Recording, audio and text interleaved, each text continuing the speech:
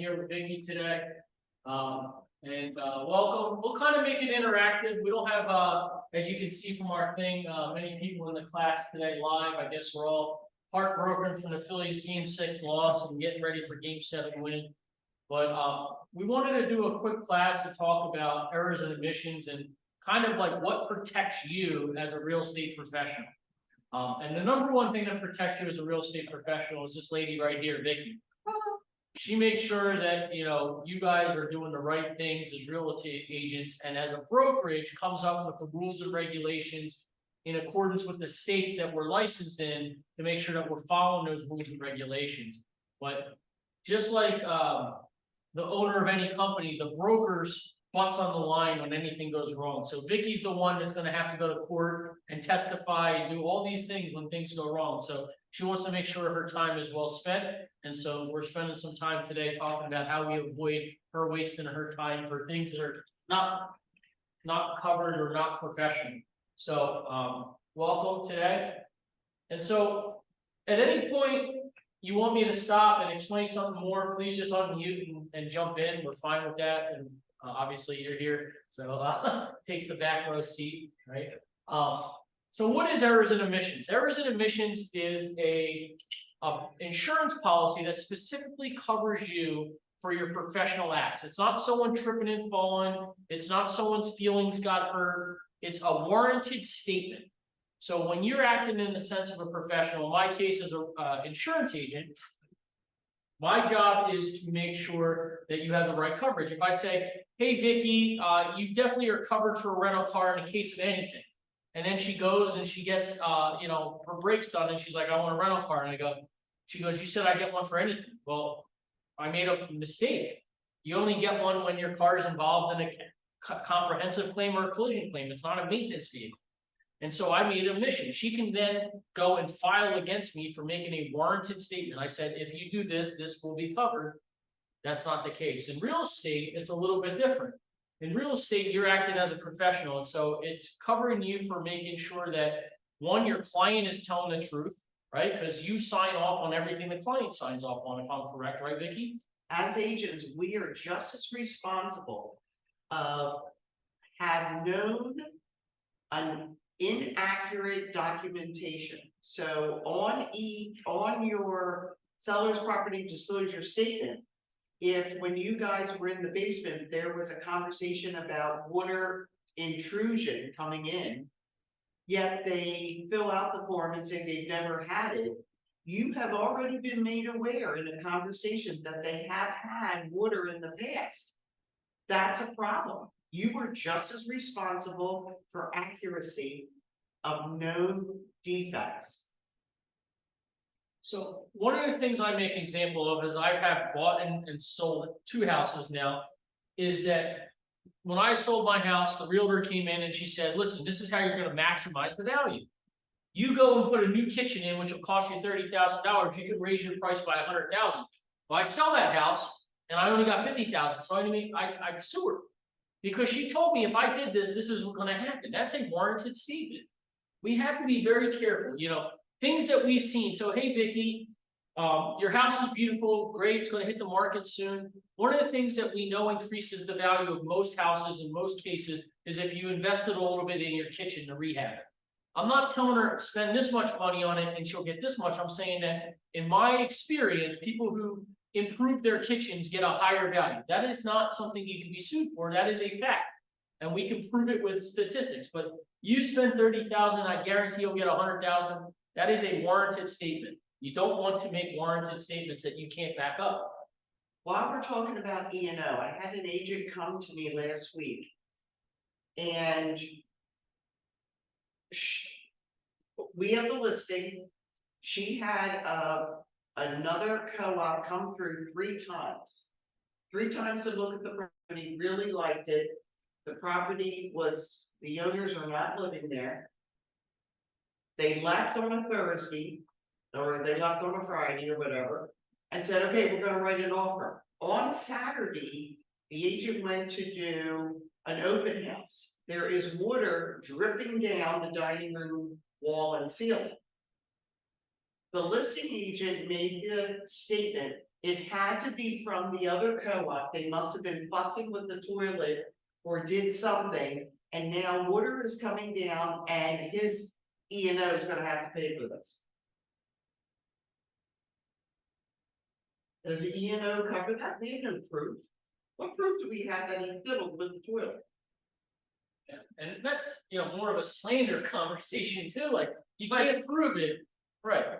If it was proven, if it was a camera in the bathroom and saw he or she playing with the nuts, the on and off, shut off valve, something to that effect, would E&O have covered that? It would, and we'll get to that, because we have some stuff in our policy that talks about it, and we can kind of skip ahead to right here, where it says open house cleaning.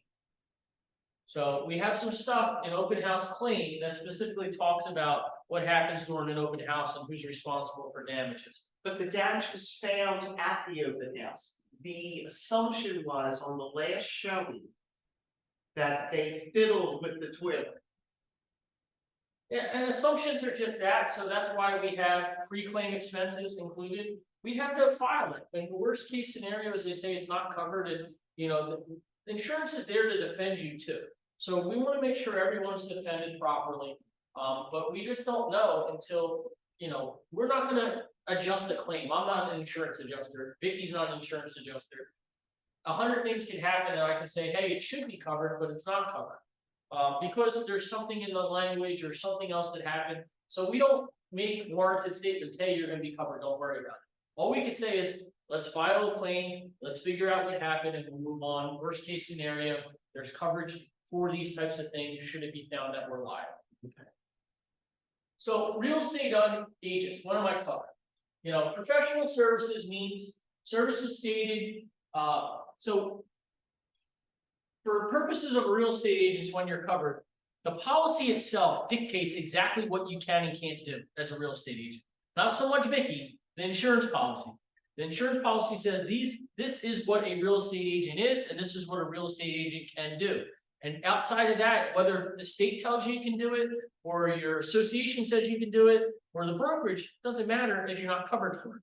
So we want to make sure we're careful. So in the ordinary conduct of insured's profession or on behalf of a customer or client for a fee or other monetary compensation. So it defines what a real estate agent is, and it's already defined by the state and defined by the broker, which makes you a real estate agent versus a leasing agent versus a title agent versus a property manager. So property management is not something we do here at Keller Williams. It is not a covered claim. So if you act as a outside of a leasing agent, said, hey, if something happens, I'll go fix it, you voided your contract. You are not covered for those types of things. So we talk about not getting caught with our pants down, right? So there's 4 main things that really drive claims for real estate agents. And Vicky has been around longer in this world than I have in these types of claims. But there's 4 things that I've seen that really kick, and I can statistically prove it based on the brokerages I represent. One is owned and developed properties, meaning properties you own or develop and then sell as the listing or seller's agent. Discrimination claims, pollutants disclosure claims, and regular disclosure claims. So we're going to jump into the main one. Most brokerages, whether you read the contract or not, specifically state that you cannot sell your own property, or if you do sell your own property, be aware that you may not be covered, or they highly suggest that you do not sell your own property and have someone else list your property for you. And I'm going to let Vicky jump into that because it's very specific in the Keller Williams brokerage here in Philadelphia, what we can and can't do. So it is so difficult, as much as you may want to try to, you're skewed as the owner of this property. You see things that you find in your mind to be superior than maybe Joe Public would. You may find things when you're filling out the seller's property disclosure statement that you kind of brush over because it wasn't a big deal to you, but it's still very important to be as accurate as possible. I'm going to say you cannot represent yourself with your own property. It is also highly suggested when a real estate agent who is supposed to be superior to Joe Public of your knowledge and understanding of the business, also have a home inspection done prior to listing it and make that available to the potential buyers, offer a 1-year home warranty to be given to the new buyers. These are additional levels and coverage to show good faith when you are selling your own property as a real estate agent. Get somebody else to do it. We've said it over and over and over and over, yet a few weeks ago, on a very benign conversation I had with an agent here, said, listen, I got a question. I just got an offer on my property. I said, your own property? He's like, yeah, I'm selling my own house. I'm like, well, who's the listing agent? They said, me. I'm like, no, you can't do that. So quickly, I had to get on. I had to do a change in representation form, designated agency and listing agent. I had to become the listing agent immediately. And I explained the risks and consequences of trying to of doing this on your own, not only for yourself as an agent, but to the brokerage. We cannot have that. It is not acceptable. If you're going to sell your own home, you got to come to me first so we can talk about how this is going to get handled. The other thing you want to note that Vicky didn't mention is if you are related in any way to the sellers, you must disclose that. Whether you're their attorney, whether you're their family, whether you're a member of an LLC they're representing, everything has to be above board. Don't let them find out after the fact and then play defense. Always be proactive in our field by letting them know. If they don't want you to do it, read it very carefully. Ownership interest or a real property that was constructed, developed by an insured or related entity. The term related entity is very broad for a reason. They don't want to define it out because they want to be able to sue you because lawyers write this. What if you're signing up that you don't have anything ready? What you and the owner or the owner you have a percentage, let's say 20%. So you have an investment in the property, but it's not on paper, it's just you gave, that's still discoverable. You don't want to take any opportunity where you're going to be. So just be honest with them, right? To say, hey, you know, in the listing, and I believe you can see it in MLS, you can say realtor has a small ownership interest in property. You don't have to disclose that you have a 20% ownership. You just have to disclose you have some type of skin in the game. And it doesn't hurt you in any way. It just, you want to be protected. And the idea is that we don't want to represent ourselves, right? A lawyer that represents himself as a fool for a client works for the same thing in real estate or insurance. I do not do my own insurance policies for my home or my auto, because should I have an auto accident and they sue me and I go, well, I should have been covered. Well, no, I want someone else to be on the hook when I have a problem. The idea is that I don't want any question that I took a shortcut. And if I don't represent myself, then someone else had to do it, and therefore I can't take that shortcut. Don't put yourself in a position where you have to have any questions about your integrity or ethics. Because when you're a professional, especially in Pennsylvania, and you're licensed by the state or New Jersey or any other state, ethical dilemmas are more likely to lose your license than actually just making a mistake. By not following the ethics and morals of your profession, you will lose your license faster than if you just screw up on something. They don't want you to make those mistakes. That's why there's ethics and moral hotlines for almost every profession in Pennsylvania, specifically, and New Jersey as well. And when you're licensed, it doesn't matter if you're an LLC or corporation, Vicky, Carey, Sean, Friedland, Karina, doesn't matter who you are, your name is there, you're a sole professional corporation, your license is on the hook. And if you get a fine on your license, it's very expensive. And if you get a fine as a realtor or as an insurance agent or anywhere, you have to disclose that whatever state you go to. And if you think it's easy to get a license with a fine, even if it's a $20 fine, you're wrong. They will hold your license up for months just to figure out what that $20 fine was. You don't want to play around. So just do the right ethical and moral things. And if our ethics and morals of the realtor code says you're supposed to disclose it, disclose it. Doesn't hurt anyone. No, it's not like it's a big secret if you have an ownership stake in something. If it's your mom, your dad, your sister, your cousin, put that on there. Related to seller. Okay, so it's like a question about you, even if it's someone that is related to you, like mom, dad, or first family, It or says- like, It says related entity. yeah, but like if. It's just Second cousin, First family, all the way down, nothing. everybody. I think you probably stop at second cousin, but yeah. Yeah. I mean, like, It's a short arm transaction is the term for it. But you need to disclose, because the moment something goes wrong and that's found out, that entity goes right to the top. You didn't say. Remember, you belong to a board. The reason you belong to a board is because the brokerage belongs to a board. The board, any real estate agent who belongs to the board has to abide by the code of ethics. Not all realtors, not all licensees are realtors. You're only a realtor if you belong to a board. Think about this board insurance going on. Everybody will drop it. If you wanna work here, you have to belong to a board, otherwise bye-bye. No, because sort of like, I've been reading about like, there's so much that's going on, I don't know. no, I don't think, yeah, we'll hold off on that because Yeah. that's not what we're Yeah, here yeah. for, but you could talk about that after. Yeah, But the idea is there any questions on anyone on this? Because this is again, something out of the last 5 claims this brokerage has seen, 3 of them have come from this. So any questions online for anyone about this? Do not sell your own stuff. I don't know how much stronger I can say it. You can figure out the commission splits. to you, I did whatever you told me. So when this happens, and this happens often, just work with someone on a team, even if it's someone else on your team, you can do it.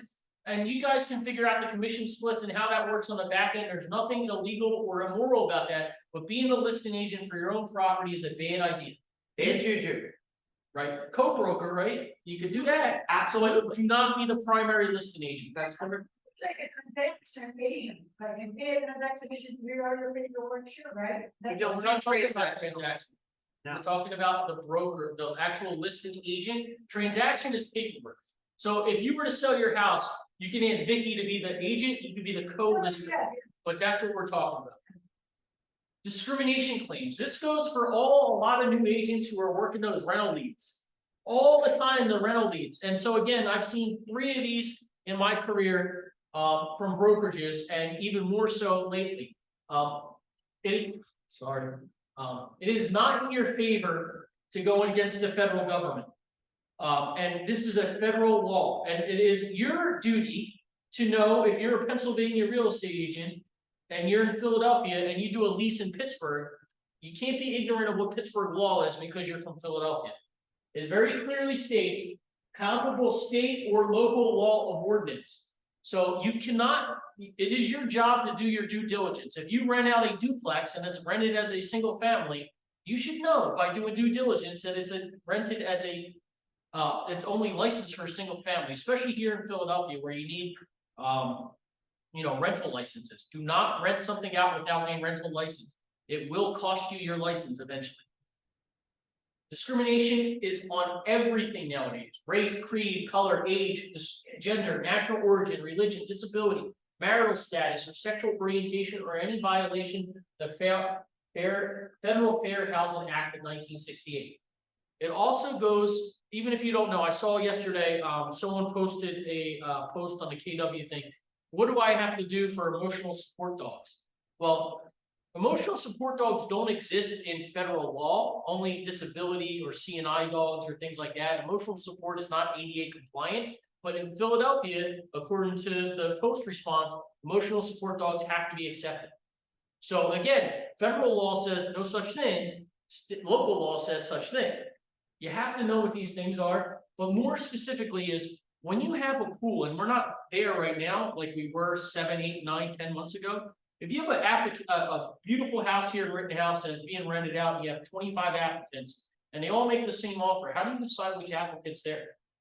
You have to have a non-discriminatory way to make that decision. Like, I put all their names in a hat and I pulled it out. I don't know how you get to that. That's something you have to decide with the owners, but you can't say, oh, well, I like this couple because they're green and this couple I don't like because they're purple. You can't say, well, I wanna rent to a, oh, that nice Jewish couple, because we're Jewish, we're gonna rent to them, but we're not gonna rent to this, Catholic couple or this homosexual couple. You can't play around with that. You have to have some nondescript way to differentiate, and that's why there's things called blind bids, right? Especially in like big construction jobs, you put in the bid, whatever one, you pick it out, you don't know who it was, it could be Joe Schmo, or it could be a guy you hate, you have to accept it. So this is something you really have to focus on. Well, a lot of times it's not even something that's so obvious, you can get into trouble when you have a client who says, oh, I want to rent to these people, I saw they have such a sweet family, and I really want kids being brought up here. Well, that's, not marital status, not the family status, so you have to be careful. Even things that seem so innocuous, you have to make sure that not only are you aware of, your client is also aware of. Hence why NAR has frowned upon the love letters. Stop doing love letters. Buyers think they're all that in a bag of chips. If you represent a seller, do not disclose the love letters. Let that seller know that there are love letters, but you may even want to identify in the MLS that the seller will not accept love letters. Because they can exactly do that. Become very discriminative to the seller. They can pick and choose what mix match they like in their own mind. There's also something I'd be more and more careful about nowadays. And this happened to me when I was buying my house. And so we go get loans, people have FHA or conventional. And I know there's no rule on it. But I lost out because I was going FHA and they were going conventional. I closed on my house faster, the house I bid on after, than those guys did, because they couldn't figure out the funding than I did. But they thought that because they were going conventional, they were more qualified than me. Yeah. You have to be careful on that, because it's different if you want to close fast and you're going cash. But it doesn't matter, like, it does matter based on like FHA versus a VA loan, or based on this, because there could be huge inspection implications for you. Or what needs to be repaired, and you can make decisions based on those, because you don't want to spend so much money to make it VA compatible. But you have to be careful that you're not discriminating against, like, it doesn't say economical discrimination, that's a discrimination too. Just because you think they're poor doesn't mean they are. So be careful with that. Like, if they're gonna close cash, obviously that's easy, right? They close in 7 days, cash, no inspection, title clear is good. But FHA versus conventional and things like that, I see that coming down the line for a lot of things, as they really want to protect consumers, or really low income consumers. How do you become homeowners? Well, if you're always going to lose out on the house you can afford because someone came with a more qualified bank, like they came with Bank of America, and this guy has like, local third trust credit union. Doesn't matter, money's green at the end of the day. So be careful with that, because you're making wrong assumptions. And even if it may not be discriminatory, you're making assumptions which could be discriminatory. So make sure your buyers know that. It doesn't really matter if they take a conventional, or they're putting 20% down versus 5% down. At the end of the day, as long as the check clears from the bank, they should be qualified. This is one that we talk about. And I will make this as clear as day, because I don't care about COVID, and I don't care if it's allowed or not. Do not sell a house without a home inspection. You should always make your buyer get a home inspection, because it protects you should something like this happen. What if there's an oil leak, water contamination, mold, radon, asbestos, or lead in the house? All those things are checked for when you have a home inspection, almost always. You do not want to forego something because they bought that house and there's no buyer's remorse. You have nothing to go back on. Just like you have E&O when they buy a house, a home inspector has E&O. Should they not discover this, and you have this could cost you hundreds of thousands of dollars. Radon's not that expensive. That could be remediated $2 grand probably. Asbestos, forget that. That's at least $100,000 just to get the people to come in and cart off your house to do it. Lead, obviously you paint over it, but if there's lead chips or you have little kids, that's a problem. Or lead piping, water piping. Yeah. Yeah. And those get expensive, but oil leaks and water contamination are huge things. I live in Worship. First thing I did was test the water when I moved there. Right? I don't even drink it. I just have 5-gallon water bottle things that I have delivered to my house every week, because I know that the water is contaminated. I don't care what they tell me. Right, I just wanna be careful that these things are easily avoided just by making sure your buyers are getting home inspections. Home inspections protect you, they protect the buyer. This way, should something happen and it wasn't disclosed, you can also go back and say, there's evidence of water damage. Why didn't they tell me on the seller's disclosure that there's water damage? It's very easy to do that. You cross-reference back and forth, but let me say this, if you have a buyer and you say, listen, you really should get a home inspection. You know, they have an underground tank, it's identified here in the seller's disclosure. Nobody wants to do anything. There is a form that KW Philadelphia has in our library of office forms that you need to have that buyer sign off, that they were made aware they should have or could have had an inspection and they chose not to. If for nothing else, it's another level going to court that we reiterated you should have and you chose not to. Waiver of due diligence. Waiver of due diligence, thank you. And so you want to be careful. Your job is to advise them on not what they want to hear, but what they need to hear. Yeah, we're not their friend. We're not our client's friends. That's not what our job is, to be their friend. Our job is to be their advisor and to teach them. So this is my biggest pet peeve. So every time I run a home quote, we have access to MLS. I go in there and I pull the seller's disclosure because it doesn't tell me when they redid their plumbing, their air conditioner, or anything else. And so it should be on the seller's disclosure if they knew when the roof was done, when the plumbing was done, when the HVAC was done, when was it serviced. So many times it's a blank form with 2 signatures at the bottom. And Vicky knows this because I bitch to her about it all the time. And I'm not a real, but it is your job, because you have to sign the seller's disclosure, to make sure that it is 100% accurate and complete, or it's your butt on the line as much as it is the seller's. I don't need to get into it. Vicky taught you agreement of sale. She'll teach you seller's disclosure. Every box should be checked off. There should be no blanks on there unless it's an NA and you can write NA, but everything should be in there, and there should be a narrative with the things that require narratives. It doesn't take 2 minutes to do a seller's disclosure. I've done multiple myself, and I always made sure that it was 100% accurate, and if I don't know, I don't know. But that's a fair assessment. But do not get caught with your pants down because you didn't look and you just wanted to get it through, because this will come back and bite you in the ass. Big time. Especially if there's a lie on it. Big time. You as the listing agent have to make sure that the seller's property disclosure form is completed in its entirety. Entirety means all of it. You have to read it. When as a buyer's agent, if you're putting an offer in, you pull up the seller's disclosure, you send it to your potential buyer, and you have to read every line, identify what is missing, go back and have that corrected. Just because you have a license doesn't mean you know what the hell you're doing. In all professions, let alone real estate. That agent who represented that seller did not make sure that that was filled in its entirety. Your job now representing the buyer is to make sure it gets filled in its entirety. So my job represent my clients when they come to me is when I look at the seller's disclosure, I say, hey, there's a little problem here. They had a claim in 2021, it's not on here. They've lived there since 2018. It was a $200,000 fire. No lie. So my old business partner was buying a house in Wall, New Jersey. If you know what Wall, New Jersey is, it's got some money. It's about $1.2 million average house now. He's paying cash for a house. He goes and he buys it. He's put a deposit down. He comes to me, he goes, Sean, run a quote. I go, do you have the seller? I pull up the seller's disclosure. I go, looks great. You know, house is beautiful. I run a quote. $500,000 fire occurred at the house a year ago. They fixed it all. They painted it. He has 3 kids. What if there's still mold or smoke or something still behind that wall? He had to go and sue them for his deposit back. Because he got it back easily because they knew they faulted by not putting what the claim was.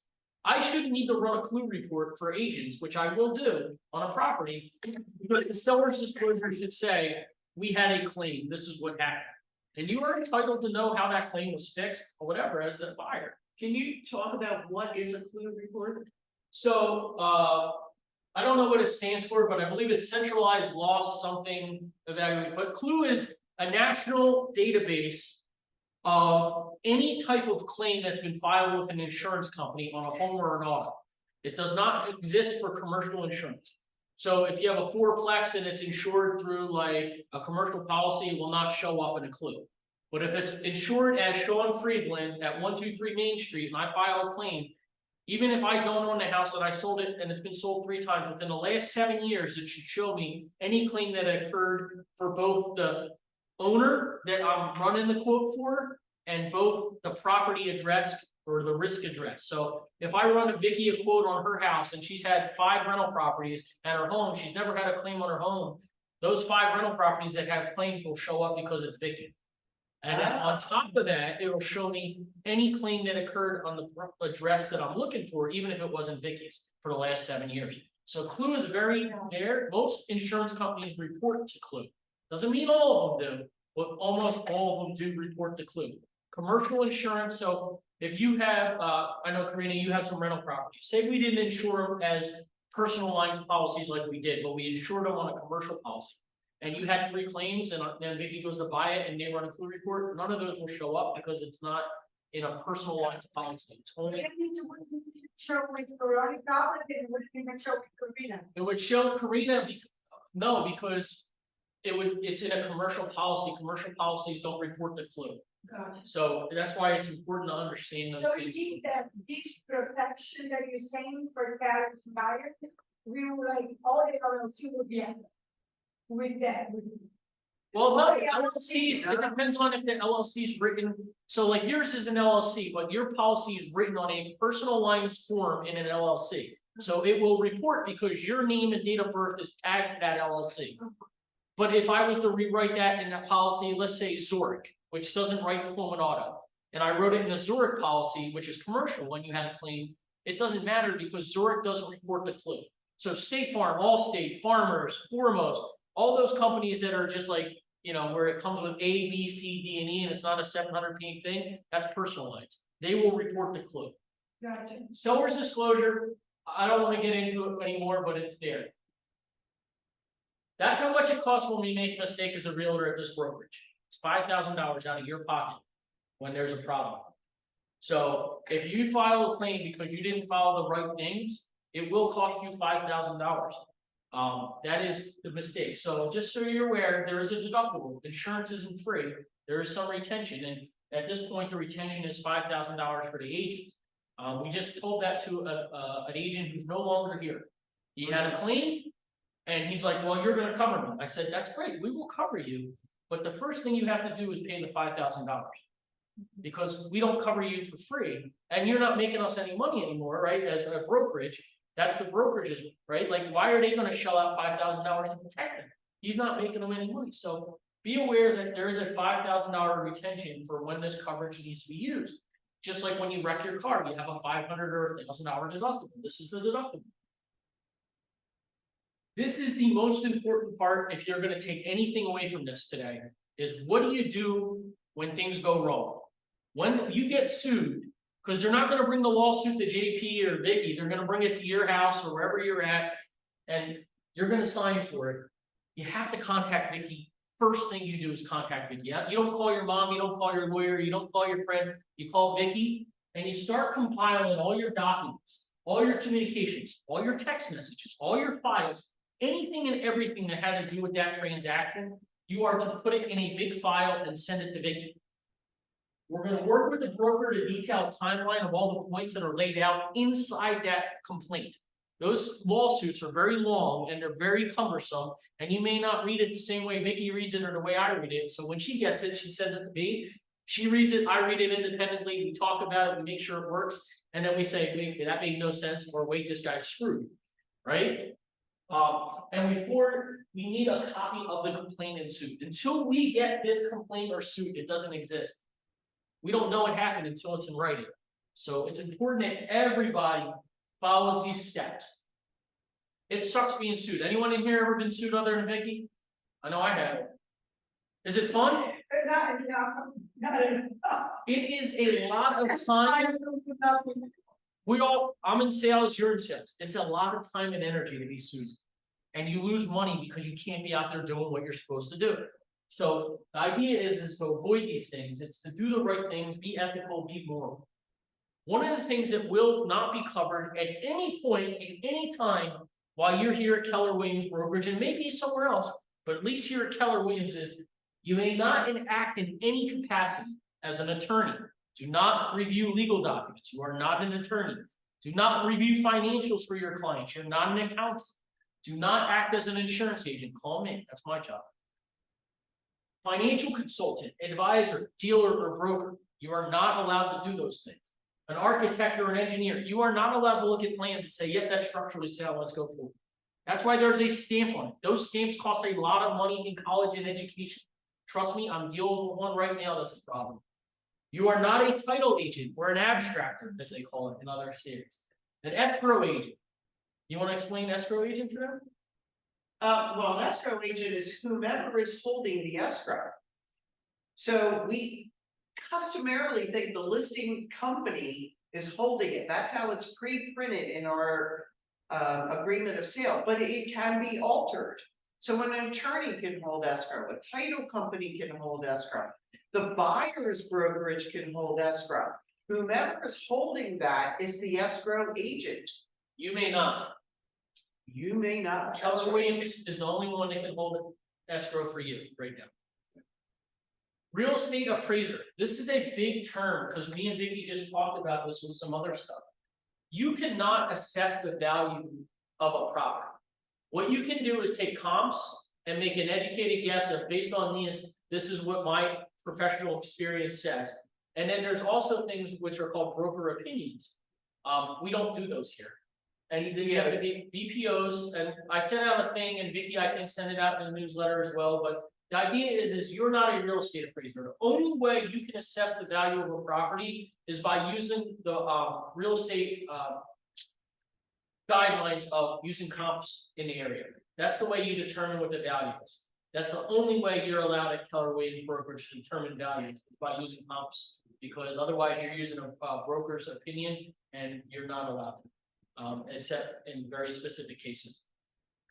Road inspector, do not go around and say, this is messed up, this is messed up, this needs to be fixed, that needs to be fixed, this is what this is. You're not a home inspector, don't act like one. Again, they're licensed and insured and licensed by the state. All these people have something in common in Pennsylvania. You know what it is? And in every state, honestly. They have a license that is held by the state, except for escrow agent. Every single one of those people have to have some kind of license for schooling or certification and continuing ed. You don't have that in any of those. We had a guy here in this brokerage last year who was a mortgage banker. He was required to have his own E&O insurance that listed that he would not do anything under the Keller Williams moniker. Everything would be under DIN, and he had to give us a copy of that to provide.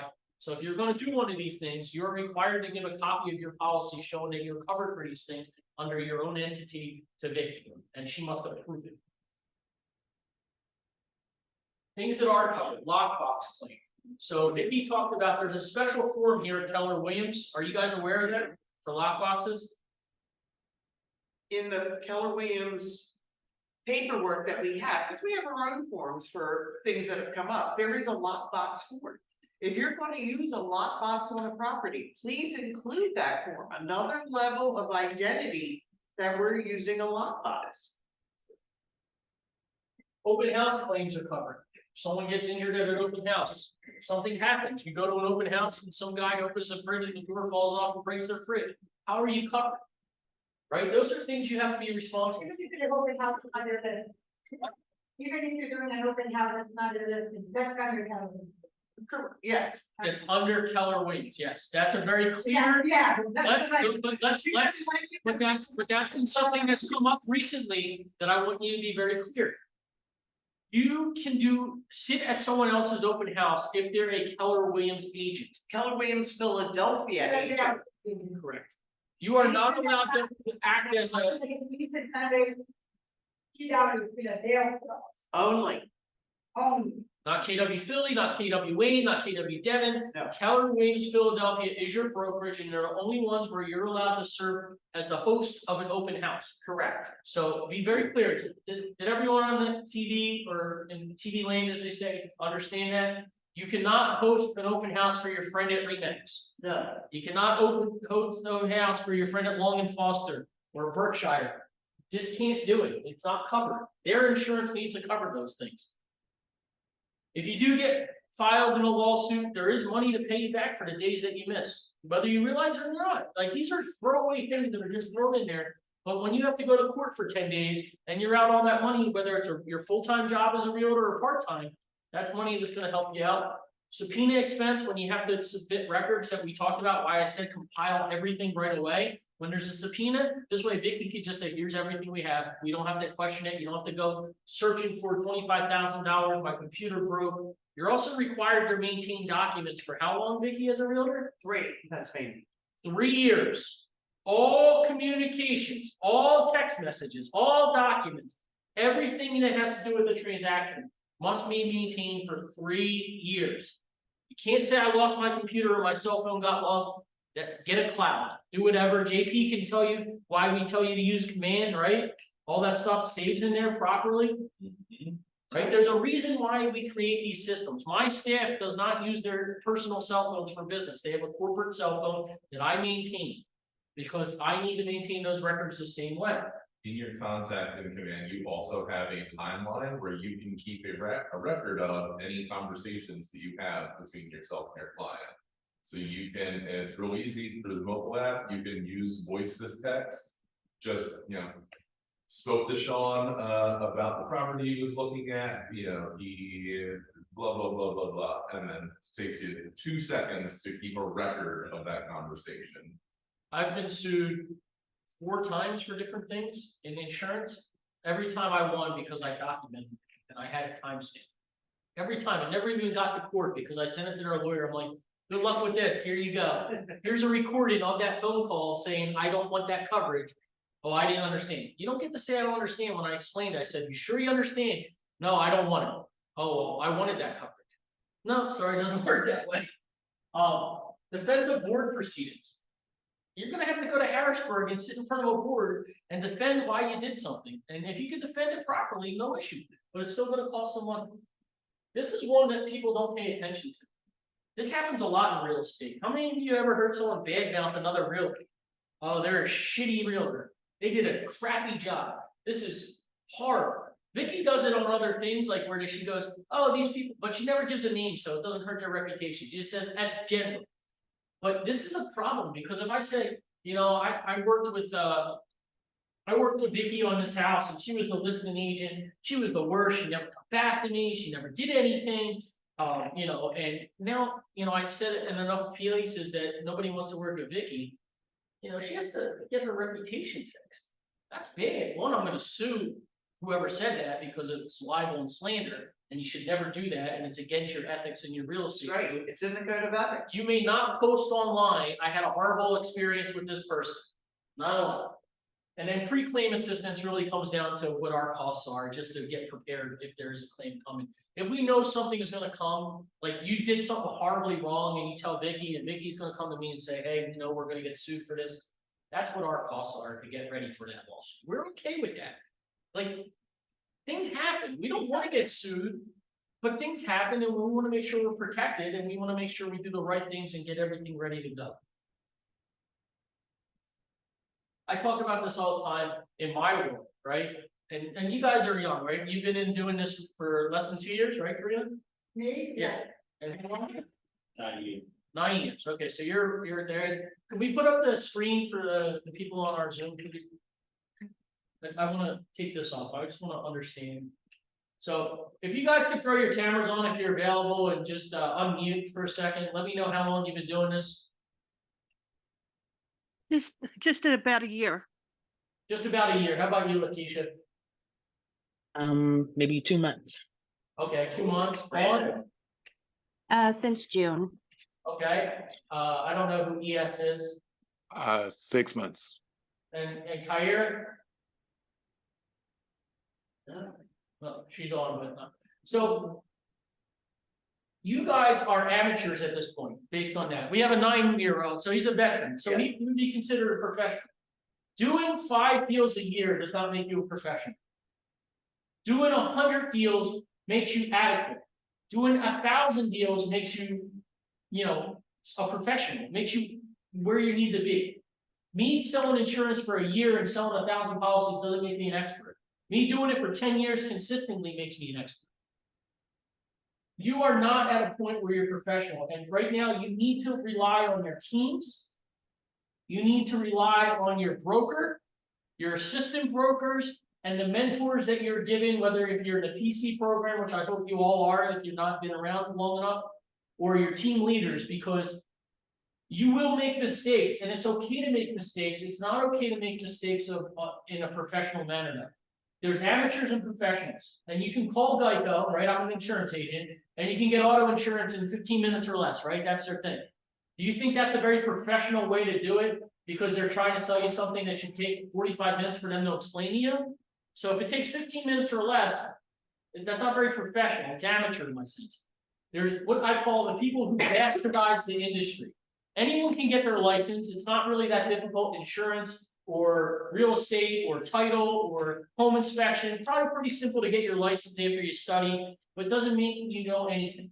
And so take the time to understand that it's your job to become a professional. Why you spend time in these meetings, an hour on a Tuesday when you could be working or doing something else, to become a professional. Learn that those people, those influencers you see that have been doing it for 2 years are not professionals. They are a brand. Be a professional. Professionals don't need brand. Their work speaks for itself. So it's important that you understand it's okay to ask a million questions. It's okay to ask the same question 3 times if you don't understand the answer. It's not okay to not answer the question, do it and ask for forgiveness. We don't ask for forgiveness, we ask for permission, right? In this world when we're a professional. It's amateur to do it the other way. Because you watched an infomercial at 2:30 in the morning, clearly does not make you an expert. But there are those who are so sure of themselves. Stop being sure, because you are nowhere as good as you think you are. Just accept it. Everybody has had to be in the trenches who is a success today. It's okay. Ask questions. We are here to help. So let me give you a little value proposition. I don't know what you guys do for your day, if this isn't a full-time thing, but I'm going to give you a little value proposition. You join Keller Williams Philadelphia and the brokerage because it gives you the idea and the representation of being a professional, because you have so many people working behind you. Like Lakeisha, you've been doing this, you said 2 months, right? So if you wanted to sell me a house and you said, hey, I'm a brand new realtor, but I don't want you to be turned off by that, Sean. I want you to understand that I have 550 agents behind me that help me make sure I understand what it is. I'm a people person. I can walk you through this. I'm going to have help along the way. I'm not going to know every answer, but I'm here to make your experience the best it can be and lean on me. Nobody's going to say, I don't want you. They're going to say, I appreciate that. They were honest. They were open. If I don't know the answer, hey, that's the first time someone ever asked me that. Let me, give me, a couple hours and I'll find out the answer. Not, I think. I never say I think when I do what I do, because my calls could be recorded and my deductible is higher than $5,000. And the chances of me making a mistake is much greater than you making a mistake, because you guys may do 10 or 12 deals a year. I'm doing 10 or 12 deals a day sometimes. So the idea is that if you don't know, just say, that's a great question. No one's ever asked me that before. It hasn't come up in my career. Let me get an answer for you and get back to you. No one's good. If they say, well, I need to know right now, then I can't answer that. Sorry. No one should put you on the spot like that. And that's a fair response to anything in sales is. That's a great question. No one's ever asked me that. I haven't come across that. Let me find out an answer. Just be honest. So what questions do you guys have on here or on TV land or whatever we call this? As far as errors and omissions, the idea is that if you don't know, ask, follow the guidelines, the systems that you pay for, whether you're Keller Williams or Berkshire or anywhere else, it doesn't really matter. They're giving you the tools, and JP specifically has a ton of tools, because I hear it all the time. Keller Williams, you're paying for these tools. Don't go buy 50 other tools before you made your first dollar. use the tools we have, like Command and everything else, that really make sure that you're dotting your I's and crossing your T's throughout the whole process. That's the main thing, is that just say, what is my standard operating procedure from step A to step Z? And then follow that procedure, don't deviate. Every single time you have a process, follow the process and don't break it for anybody. Doesn't matter what it is, because when you start moving things around and not following your process is when you get your when you get caught with your pants down like that in that photo. So questions, concerns, anything from me or Vicky or even JP who's here? Go ahead, yes. So disclosure of like a relative, is that only important when you're the listing agent? Do you have to do it when you're the buyer's agent? Do you just do it as a matter of course? You do it as a matter of course. If you're representing a buyer or a seller, it has to be identified. If you are writing an offer, it needs to be included in the agreement of sale on page 14 that you are a relative, family member of the buyer. The seller needs to know that. The seller's brokerage needs to know that. It must be disclosed. Okay. Anyone else? That goes for trusts and estates, which I see a lot more of sellers' disclosure just being half-assed. No one, there's no way you don't know that your mom or dad did something to their house, 6 months ago. Like, try to be as honest and forthcoming as possible, because when that home inspection comes and they determine that there was a leak, it's just gonna come back and throw your deal out of whack anyway. So you might as well be right up front with them. We had a leak, we fixed it. Here's the name of the guy who fixed it. He gave me a 10-year guarantee. Here's a roof certification from when I got 5 years ago. It's included so that they don't have to ask for it later. People are shocked when they do that. I mean, I did it with my house. I put a brand new roof on. I put the roof cert in. I changed the seller's disclosure because at the time I wrote it, I didn't have a new roof on it. And you can amend it as many times as you need to make sure it's accurate. That's right. That holds very heavy in a court of law. That seller's disclosure is a huge, huge document. Don't mess with that. I'm telling you, do it right and demand that it's right for your buyers. When you represent a buyer, you have to read that and identify what is incomplete and have it made complete. Why would you have a buyer sign a document that's incomplete? That signature is stating that the buyer has accepted this form. This form is incomplete. Why are you accepting it? Don't let them do that. No. Anyone else have anything? Any questions at all? Insurance related, or doesn't have to be E&O, could be anything. I do have one. Are we gonna have on the insurance go with us? For E&O? Yeah, No. the one top. No, you don't need it. It's a waste of money and it would be unaffordable. It would cost you a minimum of like probably $2,000 a year, and you can't have co-insurance. So the brokerage pays for it, you pay for it in your dues every month. Don't go and buy extra insurance. One of the things I mentioned earlier, just to be very clear, you're not a property manager. Property management is not allowed at Keller Williams Brokerage. Find a licensed property management company. You can use TCS management, you can use Citywide Property Management, you can use a bunch of other ones that are out there, but you cannot be a property manager. Property manager means that you're responsible for any maintenance on the thing. A leasing agent is not a property manager. If someone calls me and I lease Vicky an apartment 123, Main Street, and she calls and says, "Hey Sean, I'm having problems with it. I'm sorry, Vicky, I'm the leasing agent." You have to call the landlord. Once the lease is signed, you have no duty to responsibility. That's the key. And I can tell you right now, I'm dealing with a different brokerage that's being sued, who leased the property. 3 years later, they determined that there was mold in the property. They were fired after the first leasing year, and they're still being sued, and there's no coverage for it because they're not responsible to be covered because they're still being dragged in. Just because you didn't do anything wrong doesn't mean you can't be sued. And just because you didn't do anything wrong doesn't mean insurance is going to cover you, because it may not be a covered thing. And so there are going to be times where you may have to use your own insurance or your own lawyers to just get something dismissed, and that's just the nature. So always be on board, always follow the directions, make sure that you're following the KW forms, make sure you read your agent contract. If you don't understand it, JP or Andrew or Zach or Tori, you can sit down and make sure you understand those different things, because you know, not following the letter of the contract could make sure that you're excluded and not have coverage, and we don't want that to happen. Don't sell your own properties. If you do build a property, have someone else list it, be the co-listing agent. Just make it easy. Don't create anything where you have any improprieties that can be exposed. Thank you so much. You did a great job. I'm Dave Dibelius, by the way. I'm with Greater Philadelphia Home Solutions, formerly Amerispec, and haven't been since February.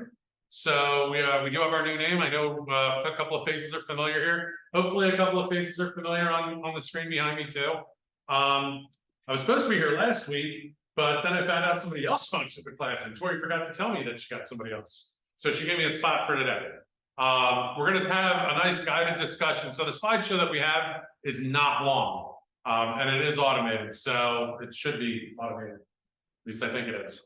So once we go through that, we're going to have a guided discussion about fire protection systems in the home and how they relate to things like conventional loans, VA loans, and FHA loans, and also how they relate to your inspections. So I did create this while I was pursuing a degree in fire science and emergency management through Purdue University. Was Kaplan University, and then they got bought out, so now they're Purdue. On this particular type of topic, I do teach this once a year for Purdue Online, based on a separate class that I did. So, and we'll make sure everybody gets stuff. We have 1, 2, 4, we have 5 people. That's great. We have.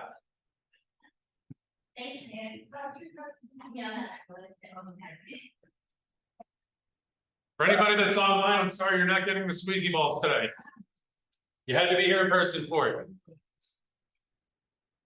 So, but I'll get more stress balls because everybody's stressed nowadays, right? So, a little bit of background on me. I've been a home inspector now for around 7 years. I have over 30 years in the building industry, 30 years as a firefighter, 25 years as a military combat medic and emergency manager there. And somewhere in all that, I actually found time to have kids and a family. So, but I do home inspections every day. It is my company. I work through the 6-county area, through Montgomery, Bucks, Philadelphia, Chester, Delco, and Lehigh primarily. And I've also had people ask, how far out do I go? About 2 weeks ago, I was all the way out in New York County, out in Hanover, excuse me. So if you ever heard of Snyder's of Hanover Pretzels, I was out by where their factory was. And I've been here with the Market Center now for just around 4 or 5 years. And I'm also bold times 2. So is anybody here taking bold yet? Okay, so you're bold times 1. So I'm bold times 2. I did bold, and then I did bold 2.0, which was crazy the first time they did it, because it was right after command got put in, and it was updating faster than we could teach. So, but I do a lot of work down here with the Market Center. I do a lot of work with TCS. And I'm also that inspector that says, hey, if you've got a question on something, you can call me, even if you use the other guy. Like, no home inspector wants you to use the other guy. I want everybody to use me. But I don't get sore about you guys using somebody else. A lot of agents have their go-to guy. And I'm always telling those agents, listen, if your go-to guy is busy, call me. If you have a police officer, firefighter, healthcare worker, veteran, call me. We do veteran and hometown hero programs. As I said, I spent 25 years in the military, so it is near and dear to me. I just retired out of that 2 years ago. But today we're going to go over, it's called Who Needs a Fire Extinguisher Anyway? So we're going to cover a little bit of fire safety. October is Fire Safety Month, so that's why I figured we'd kind of go into this topic. So now we can hit play, and hopefully this actually runs. And if anybody's familiar with Jimi Hendrix, this is Jimi Hendrix. And hopefully the slides actually move.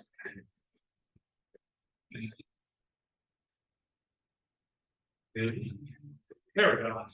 So we're going to talk about the importance of extinguishers and training, talk about some statistics in Philadelphia, what type of extinguishers you can get for the homes, and what pass fees. So they're part of an engineering control that improves the chances of survival of fires. They're made to be used as a tool for escaping, and proper use greatly increases your chances of survival. and the decrease for the rest of the fire suppression personnel like firefighters.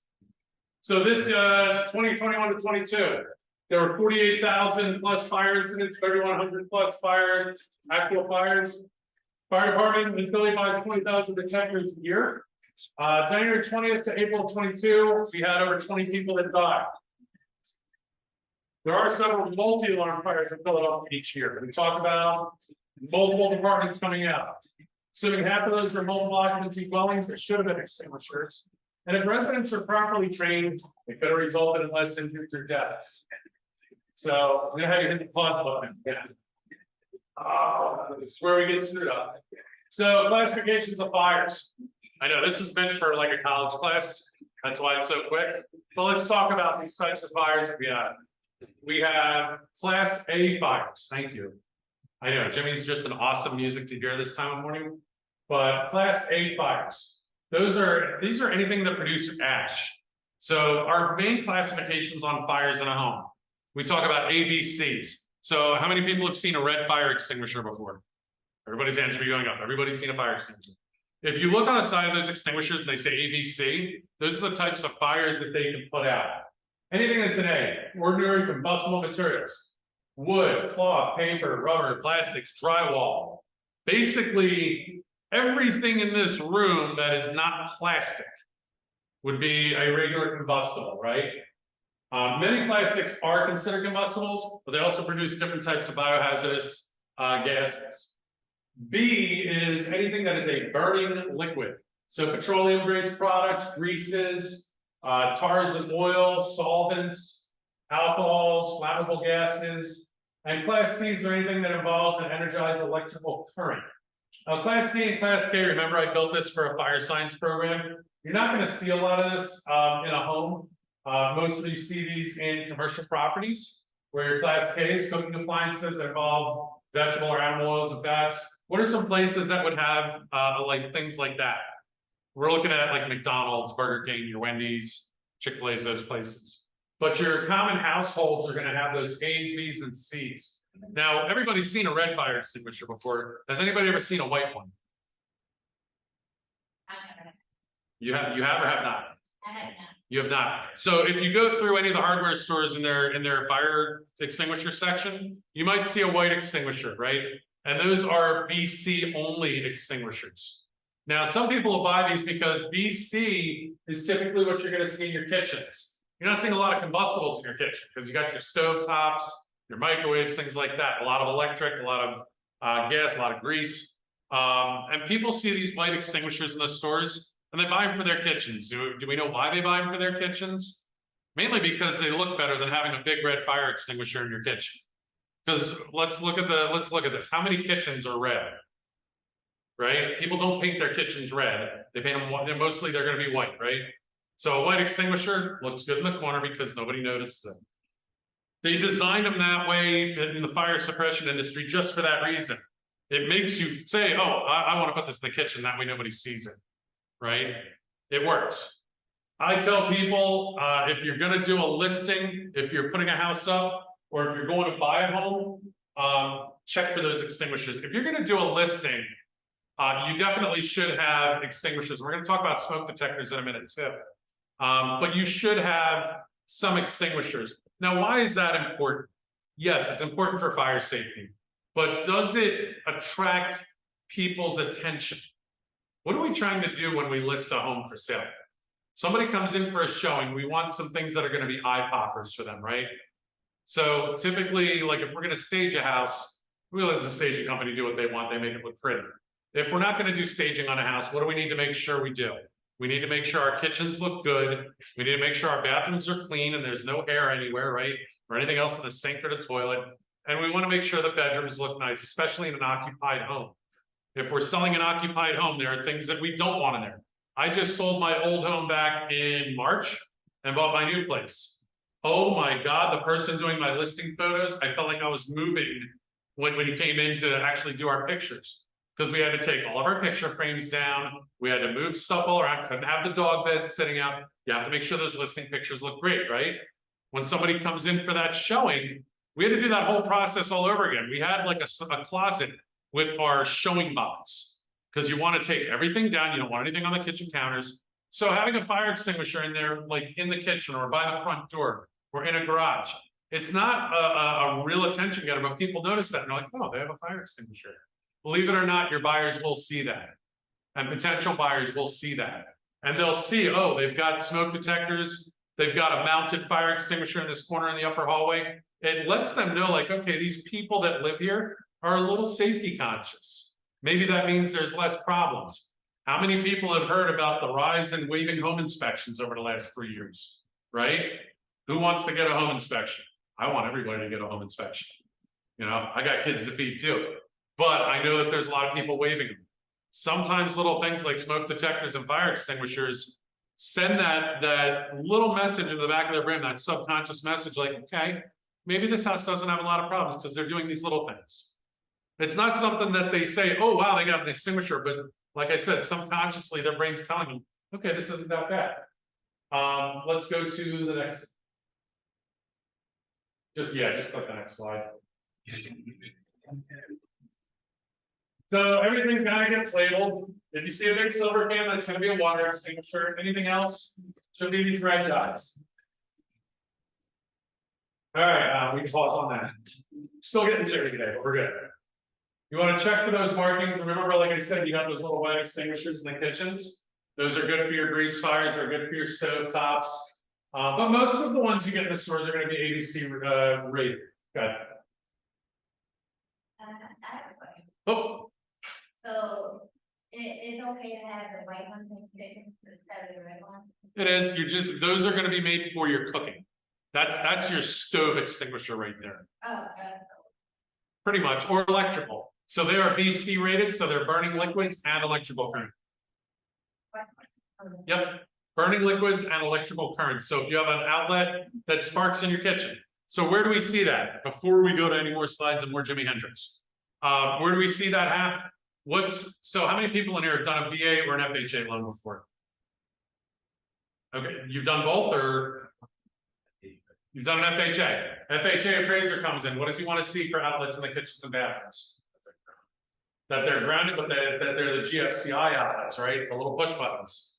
So a lot of our older homes here in the city, a lot of people think like you get a home built in 1920 that's old. Not in Philadelphia. That's not that old at all. We got homes built in the 1700s here, right around the corner. Okay, but was a GFCI required when that home was built? Not in 1920, it wasn't. Actually, GFCIs really didn't come into play until the late 70s, mid 80s, right? And that's when you were building newer construction and it was becoming a standard.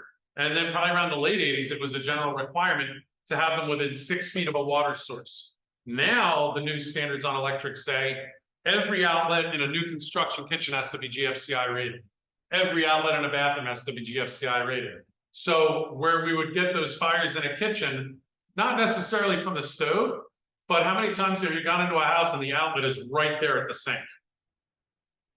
Right? We're laughing about it, but it's true. That's fun because the ones that weren't grounded in this house were almost.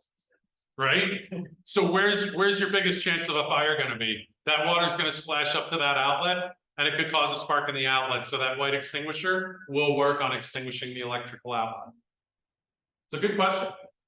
So just because I've seen it a couple times in Jersey, how often do you see specific townships with their fire inspections require very specific fire extinguisher parameters? So my previous career before I did home inspections, while I was in the military part-time, I was a 911 dispatcher for 18 years. So this is where I kind of equate that into. I work for Bucks County. There are 54 townships and boroughs inside of Bucks County. How many of them have the same requirements on their UNO? there. Right? So, you know, for those of you that I haven't gotten the chance to work with yet, I do sewer line inspections. I can't do them for use and occupancy in 90% of the areas because they require a master plumber. Why? I don't know. We do the same thing. But in my town in Lower Southampton, you don't have to be a master plumber, but they require it. One town over, you have to be a licensed master plumber with like $1 million of insurance to run a camera through a sewer pipe. Same thing goes with fire protection systems. So most of the UNOs in the suburbs, we won't even talk about the city of Philadelphia because I don't even know that they follow their own UNO. But like when you're getting to the suburbs, like anybody ever been to like Darby or Upper Darby? Darby and Upper Darby are right next to each other, right? They have completely different UNO requirements from each other. So some UNOs might require smoke detectors to be placed into the homes. Some of them, more progressive townships and municipalities, require smoke detectors and carbon monoxide specified by the National Fire Protection Agency, NFPA guidelines. NFPA, and this is where I kind of get into policy versus recommendations. When you get a home inspection report from me, it's always going to say, we recommend you do this. We can't mandate you do it. Nobody can do that, right? NFPA recommends that you have a smoke detector in every livable area of the home, in every livable room of the home. So by their standards, could you sleep in a bathroom? You should probably have a smoke detector in a bathroom. Could you be sleeping in a basement? You should have a smoke detector in a basement. Some municipalities require a minimum of 3. Some require fire extinguishers in certain areas. It's just, you have to check your UNOs with that municipality before you get into that. And that'll help you save a little bit down the road, but that's a very good question. We're gonna talk more about that when we do our guided discussion too. All right, so we're gonna keep going on this, but we're gonna pause the next one. All right, let's pause that. Right now, the people that are on Zoom are like, my God, will you just keep playing the music or shut it off? So pass. We teach this in fire prevention every year. When you're operating a fire extinguisher, you pull the pin, aim it. You're gonna aim it at the base of the fire. All right, you're gonna squeeze and you're gonna sweep. You're gonna sweep that around until it's done. We've all remember going through school and probably having the fire marshal come by and teach us about stop, drop, and roll and fire extinguishers. Here's what I will tell you, and with fire extinguishers, it's not a fire attack item. It's an escape tool. Anybody ever heard somebody say, like, if it's bigger than a wastebasket, the extinguisher won't put it out? In reality, if the fire is bigger than the fire extinguisher will not put it out. Okay, so if your fire is bigger than the extinguisher in your hand, the odds are that that extinguisher is probably not going to put that fire out, unless you're hitting it really, really quick. So this is where the scientist in me comes out. I always tell people, I can't add 2 and 2 together without a calculator, but I can explain the laws of thermodynamics really easily, right? I can tell you how air moves and how fire moves. Fire spreads at a rate of 40 feet per second. So as things catch fire and enough oxygen is introduced, fire has a potential of spread to 40 feet per second. And I know I can see in the back, you're like, that is just crazy, but it's true. So fire operates based on a number of things, on having oxygen, a fuel source, which is that, your chemical reaction, okay? And you need to have that open space. You need to have air movement for it. You don't have air, you don't have oxygen. Fire lives on oxygen. You rob the oxygen out of it and you're done. Or thermodynamics. If you have water and you put it on a fire, is it going to help put the fire out? You're robbing it of the heat that generates that fire. But yes, at its spread, it can travel up to 40 feet per second, which is crazy. Okay. I have a question. Like we have like the gas, like you leave the gas on, and then you put like a line. Did you 100% explode in one? Well, there's a lot of factors that come in. So you have some of the older stoves that have the under pilot lights, and they operate off gas, and you typically have to take a match to light your pilot light. You would have to leave that stove on or a gas source on for a good amount of time for it to generate that explosive limit to a spark. Now, typically, when people walk into a house, if there's natural gas, you can smell it, right? Has anybody ever smelled that odor of natural gas? So what you're smelling is not the gas. You're actually smelling the additive that's added into the gas to give it that odor so you know it's there. But, you know, if you're turning on a stove and you take a match to light the stove because it's not lighting, that's not going to explode. It might flame up quick. Yeah, and that's where we get into the science portion. Like if you have a large buildup of gas, you have what's called a lower and upper explosive limit. So there is a potential that if there's so much gas in the house that a spark will not ignite because there's so much that it's reached past that upper explosive limit. If you have a rapid introduction of natural gas to a sparked environment, it can create an explosion. It can create large fire. So we definitely want to make sure we're checking, you know, those types of appliances before we do our showings and listings.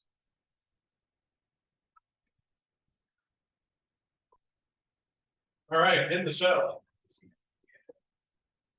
All right, so let's close that out there, and for those that are actually watching on Zoom right now, I don't really love doing PowerPoint. I try to keep it minimal, but let's and that's because I like having a discussion. So let's talk a little bit about what we're doing at our showings. Do we want smoke detectors in our homes? Yes. Does FHA and VA require them in the homes? Yes. So from the home inspection standpoint, I was at a house this morning. Fair house, HUD may require it. Yeah. HUD definitely does require it. But let's talk, we're gonna get into that in a second too. I was in a house this morning, they're doing an FHA loan.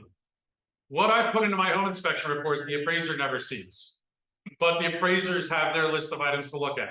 Most of the time when we're looking, and you said you did FHA before, right? Yeah. So with FHA, they're gonna come in, if there's no railings at a staircase, they're gonna ding it. If the GFCIs aren't there, they're gonna ding it. If there's a chip in the paint on the wrought iron rail outside, they're gonna tell you it has to be fixed before you can sell the house. But those big things are something that the sellers need to take care of. If the house doesn't appraise because of no smoke detectors, they're gonna tell the seller, you've got to put these in or we can't sell your house. VA will not let their client buy that property without smoke detectors and extinguishers. So a couple of things come into thought. Has anybody done listings before? I have a potential listing. So you have a potential, and I know we're gonna talk later about yours. Is everybody here a newer agent? Yeah. Sweet, I love having new agents. Presentation of our own rental properties, then yes, like most, like my properties are up in New Jersey, up north, and one of my properties is in a really strict town. They. Which town is it? Really good. Which town? It's not New Jersey, Where? not a big house. Okay, it's yeah. not that often. And they made me, because the house is a bi-level, I have a basement first, second and third considered. They make me do like a 7. In every single one, the smoke detector, and then the carbon monoxide is in the basement also, Yep. and one on top. They So, make me do- The places you definitely want to have these. two red fire extinguishers and one white switch. That's What VA and FHA will hit you on is, and this is what the NFPA says. Remember what I said? NFPA, National Fire Protection, says that they recommend you have one in your livable areas of the home. Meaning, in general, you should have one in every bedroom. You should have one in your common hallway, and you should have one in your kitchen and your living room. Well, what do we see when we go to most of our houses? Where's the kitchen and living room? They pretty much adjoin together in most houses, right? So where do you put the extinguisher? We don't put it over the stove, because what are they going to do with that? The first time you cook, you're going to take the detector. So you put it right at that transition point, right? So here's what I tell people: if you're getting ready to sell a home, can you get a smoke detector for $10 at any Home Depot or Lowe's? Yeah, you can get a little 9-volt battery smoke detector, right? Can you get a carbon monoxide detector for less than $50 that plugs into the wall? No. Probably. You get a plug-in carbon monoxide detector, you're paying like $30-40. What I tell people that are buyers is different than what I tell people that are sellers. If you don't have smoke detectors in your house as a seller, and you know you're selling the property, you know it's gonna go quick, go buy the $10 smoke detectors. Like, I'm not even supposed to say that, but it's something. When I tell a buyer going to a house, I tell them you should budget $600 for your fire protection in the home. Because you want to buy the 10-year lithium ion battery combination smoke and CO detectors that are wireless.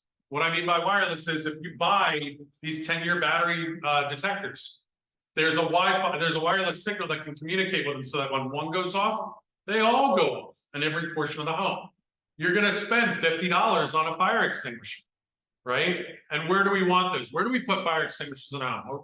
We already know we're putting one in the kitchen, right? If you have a second floor to the home, you want one in your common hallway. You want one by your 2 exit doors. Now, some places your kitchen is by your back door. You want something there, but you should have one by your front door, in your common hallways. You definitely want to have one in your basement and in your kitchen. Same thing with carbon monoxide. If you have gas appliances, you should have a carbon monoxide detector in your area where you have those gas-fired appliances. I have been saying, I've only heard of having a fire extinguisher one in a home. Yep. I've never seen or heard of it. And what I tell my buyers is, especially when I have buyers with kids. So listen, I treat my couples buyers differently than my family buyers. Like when it comes to handrails and safety, if I know I've got a 5-year-old kid moving in or an 80-year-old mother or grandparent that's moving in, hey, handrails are a big deal for me because we have people that can potentially get hurt. If anybody in this room falls down the steps because there's no handrail, shame on you. We're old enough, we know our balance, right? We shouldn't be falling downstairs. Same thing goes with fire extinguishers and detectors. I tell couples and I tell families the same thing. How much is your loved one's life worth? That's what I tell people. Okay, if you've got a boyfriend, girlfriend, mother, father, daughter, son, how much is their life worth? The majority of fires just here in the city of Philadelphia every year that result in fatalities don't have working smoke detectors in their home. They don't, because people are buying the $10 9-volt battery smoke detector, and what do the first time it goes off? They unplug the battery, they take the battery out because it's an annoyance. Or they just let it go. Or in a rental property, how often do our tenants tell us that their smoke alarms are chirping? Instead, they just twist it off and they chuck it, right? Because how often do we go into our rental properties as investors or property managers? Supposed to try to go into them at least yearly, but somewhere in that year, those things can go awry. And we're not going to get into the legal aspects of like who's responsible if there's a fire, but what I will tell you is having a fire extinguisher on your second floor. If you have a fire, will that extinguisher help you get to the first floor? It should. Should.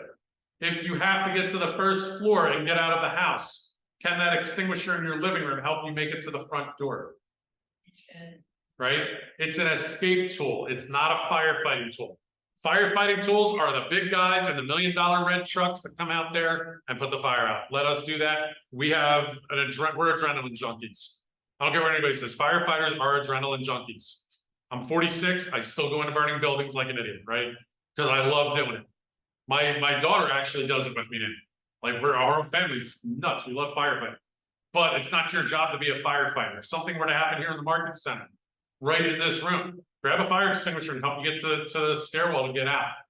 But yes, I tell people I recommend a minimum of 4 extinguishers in a home. Okay, and if we're looking at a 4-bedroom house, a minimum of 7 smoke and CO detectors, right? Because we got 4 bedrooms, kitchen, living room, common area, right? Common hallway and a basement. So you recommend like in every bedroom also? Yes, wholeheartedly. So, and this is why I'm glad we're doing a class like this today. We lost some people, but fun's still here, Jackman's here. How many people sleep with their bedroom door open? So, if you have a fire in your house, what does fire feed on? It needs fuel, heat, and oxygen, right? And a chemical reaction to make it all combust together. If your bedroom door is open, does that fire have an easier way to get into your room? Yeah. There's nothing stopping it. So I tell people, sleep with your bedroom doors closed. Number one, I have 2 kids and I don't want them barging into my room on any given night anyway. But having your door closed creates thermal protection in your bedroom. So that if there is a fire in the home, you have some time before that's going to get through your bedroom. Now where we get back to talking about our listings and buyers, okay? We talk to them about, in our inspection reports, and this is specific to that, does the home inspector have to note if there are or are not smoke detectors in a home? At a home inspection. At a home inspection. Yes.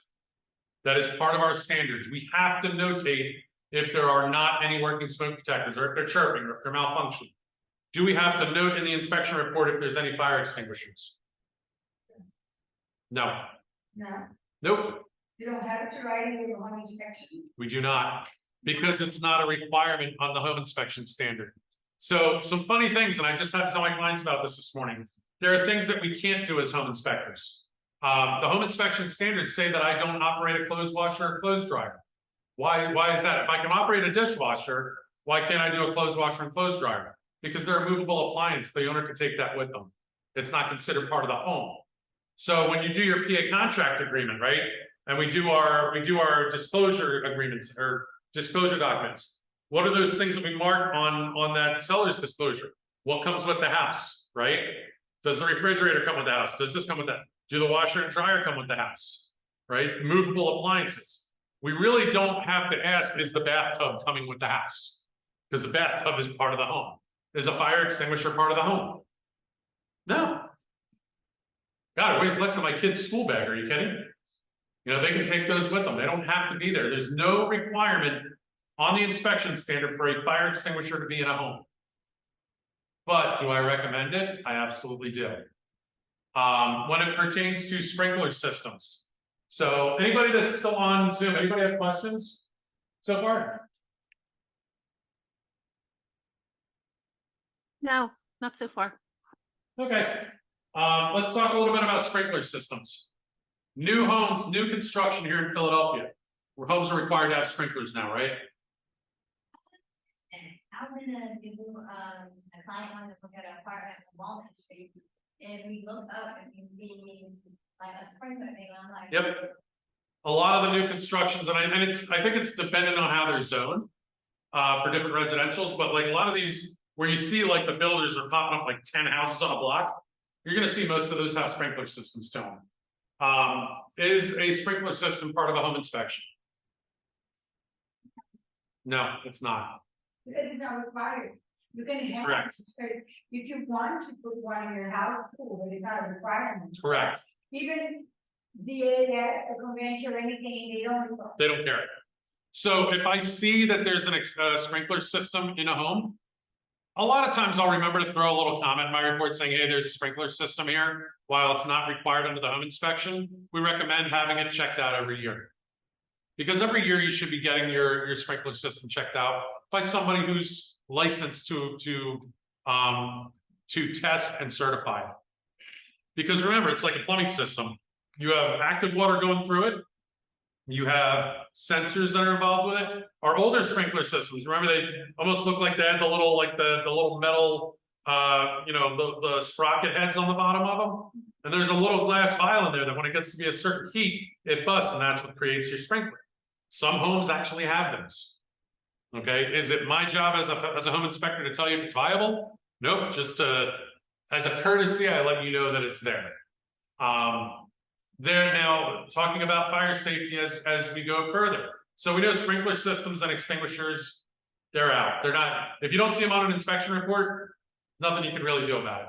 Smoke and CO detectors, every home inspector should be documenting whether or not they're there or not.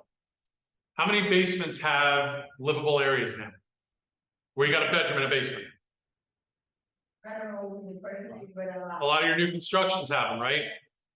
So what about our older constructions? And I'm not talking like the North Philly unfinished basement that's been stone and wet for the last 50 years. I'm talking somebody actually said, okay, well, I got a basement. I'm going to slap drywall up here. I'm going to put a bed in the basement.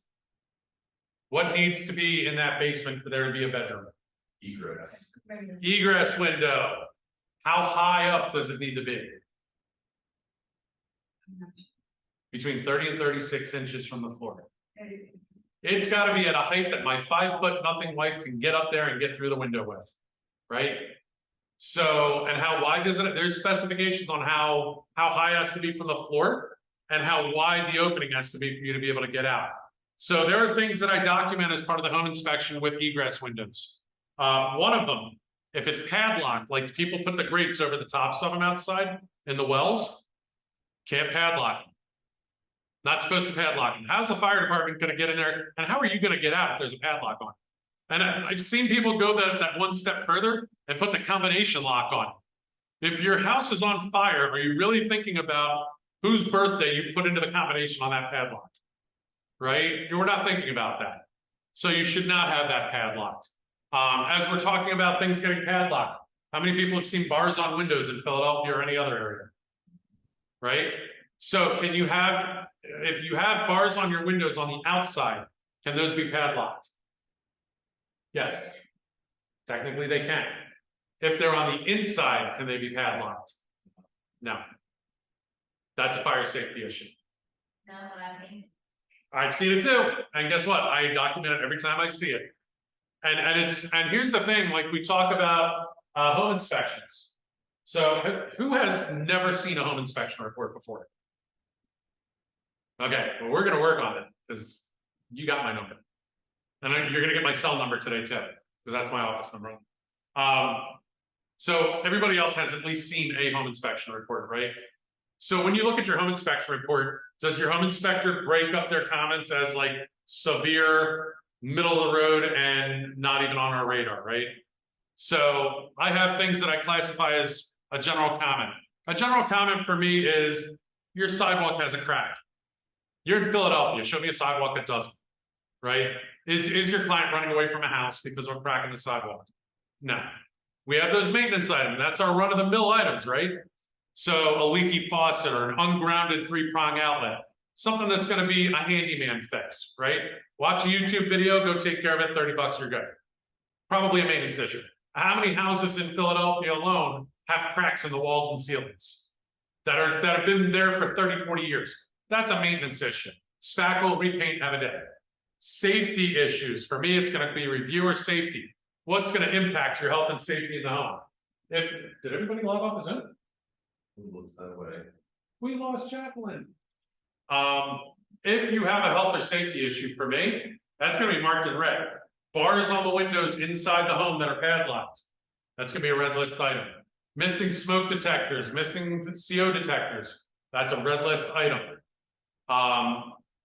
Things packed around your sprinkler system, preventing access to your sprinkler system, is a safety issue with me.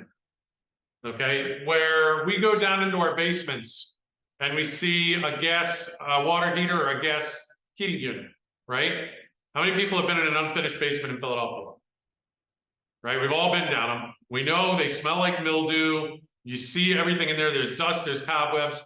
And if people are storing things in their basement, where's the majority of their stuff? Right by the heater, right by the water heater. Those are operating off combustion and ambient air. They're relying on that air to fire properly. When people pack stuff around them, does that block a lot of that air? Does it block a lot of the ways that those units function properly? It can. That could be a fire hazard. I mark that as a safety issue. So when we look at those inspection reports, what do our clients not want to see when they're buying? We don't want to see 5 pages of safety problems, because when, like for me, everything gets printed in red. What's our brain tell us about the color red? Red is bad.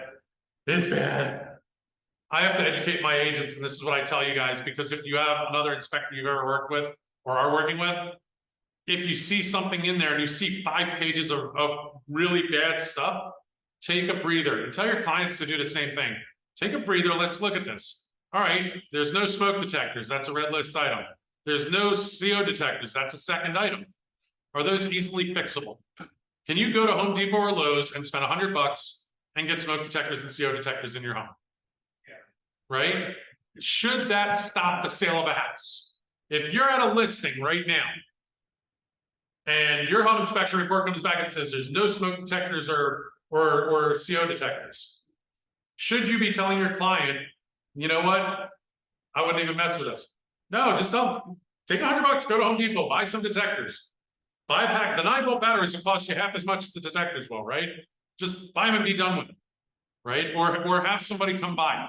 If they are having a problem with finance, what did I just put up on the screen? So the city of Philadelphia got 20,000 smoke detectors last year from the state fire commissioner's grant. Go to any fire station here in the city, and they probably have them, where they know where to get them. When it comes to preparing your homes for your showings, for doing listings, and rentals have all sorts of different rules. You have somebody moving in, there's got to be a move-in inspection from the township. Like two of my houses do not require it, but most of the houses require this here. Yep, the municipalities require UNO inspection. Yep. So in my own township, I did a home inspection for a rental property, it's an investment property. I did it for the buyer. 3 months later, I'm going back, and I did because I'm on the list for sewer line inspections in my township. 3 months later, I am at the same house doing another sewer line inspection, because now they have a renter moving in and they've got to have a sewer line inspection within 60 days. So even though I just doing 90 days ago that should be covered for the year, now that there's a renter, totally different UNO requirement, right? They want to make sure people renting in town have everything up to date. So do I mark some things being safety related? Yes. If you have a garage that has a door that goes into the house, should that door be closing on its own? That door should be fire rated and it should have a self-closing mechanism. Now, how many garages don't have a door that closes on its own? Most of them. Yeah. Is that a requirement? It's a recommendation because because if you're parking a car in a garage, what comes out of that tailpipe? That's carbon monoxide. Yeah. Do you know? Get out of here with the electric cars. Let me just say, can you two things about this? One of the houses, I didn't know that. And I moved there. I want to make the basement a living space. So what I did was, I moved the washer dryer. Mhm. This is what before I had my, I moved the washer dryer to the room. I had no idea. And then, a year later, like a year and a half later, I went to get a hearing for a nanny, and the city stopped me until I get Yep. out of the garage, because, like you just said, because the car, even if you don't park in the garage, they The potential is there. because Yep. they make me close everything. Just because you're not parking in there doesn't mean nobody else will. Yeah. So, and that leads me into another area of discussion. So if you're a buyer's agent or a seller's agent, do we need to know if permits were pulled on houses? If somebody renovates their basement and makes it into a livable area, do we need to know if they pulled a permit? Yes. Yes, you should find that out. Now, I've gotten flack from agents about this because when I go to some of these like how many houses in Philly are being remodeled now? You got that 1900s house that now looks like it was built from the inside in 2015, right? Because they're doing all new drywall, they're doing all these new walls, new outlets, new everything. And I will get into some of these and I'll get into that basement and I'll see something that just, this is piquing my attention. Something's not right. When I go to look at a water heater and a heating system, are they using a common stack for exhaust? Where do they match up? As soon as I see something like that, that's not sitting right with me, I might turn around and tell my client and the agent, listen, you guys should probably get a hold of the zoning office and see if they pulled permits for this. When I see that there's a 100-year-old home with a second floor deck to it, and I don't see the bolts in the right places, you should probably call and find out if they pulled permits for this. Why is that important? A lot of expense for your buyer. A lot of expense for the buyer, especially if they come in to do the UNO afterward, and they're like, oh, yeah, you guys got to get this done. And now you're looking at, I got to do $2,000 for a new panel. You're inheriting other people's problems. What happens if that deck didn't have permits? You bought that house and a month later that deck collapses. That's not the answer. It is, and maybe it isn't. Did they just close it? Now, could you go after the seller and say, hey, you never pulled permits on this? I'm going to tell you right now, and I was just telling somebody upstairs. I had my sewer line at my old house, the one that I just sold recently. When I bought the house, the sewer line was a year and a half old. Or I'm sorry, a year old. A year after I moved into the house, the entire line collapsed. Brand new line. Line collapsed. Now the seller disclosed that there was a new sewer line put in. Were there problems? There was the plumber that installed it improperly, used the wrong materials, plumbed it upwards, didn't put safety systems in, that I'm not going to see buying the house, right?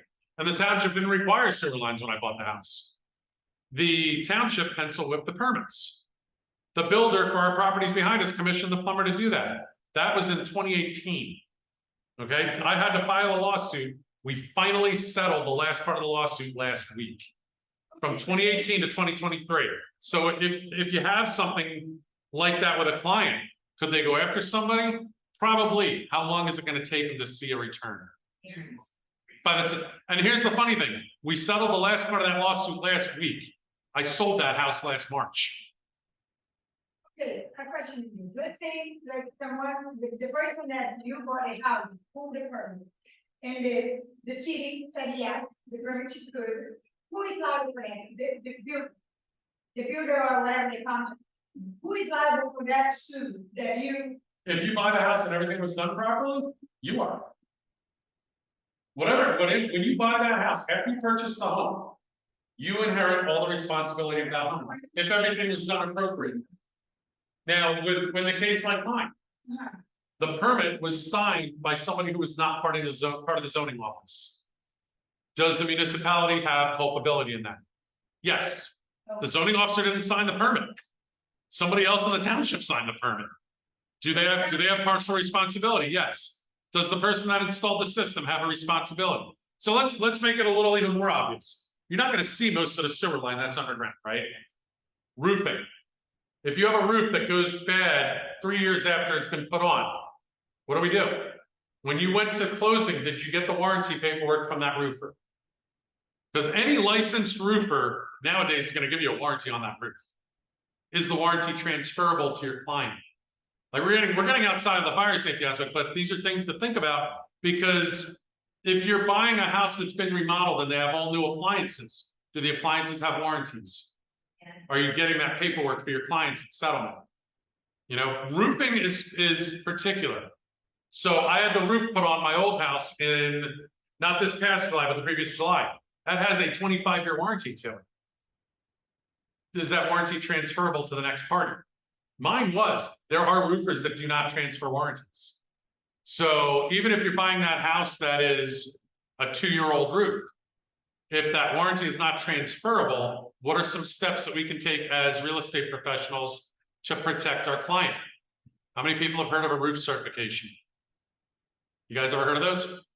So that's where you get somebody that comes out. I do these, where somebody comes out and they evaluate the roof and they give you a document that says, barring a catastrophic event, this roof should be leak-free for the next 2 years.